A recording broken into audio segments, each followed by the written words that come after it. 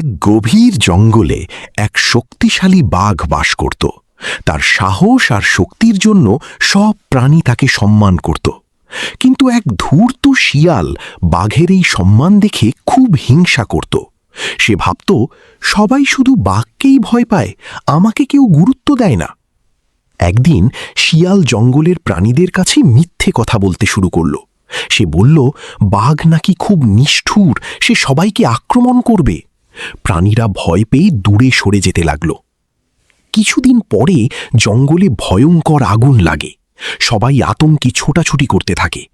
তখন সেই বাঘ নিজের জীবনের ঝুঁকি নিয়ে ছোট প্রাণীদের নিরাপদ জায়গায় পৌঁছে দেয়।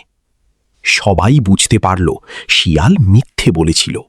প্রাণীরা শিয়ালের ওপর রেগে গেল। লজ্জায় শিয়াল মাথা নিচু করে ফেলল। সেদিন শিয়াল শিখল, হিংসা আর মিথ্যা দিয়ে কখনো সম্মান পাওয়া যায় না। ভালো কাজই মানুষকে সত্যিকারের বড় করে।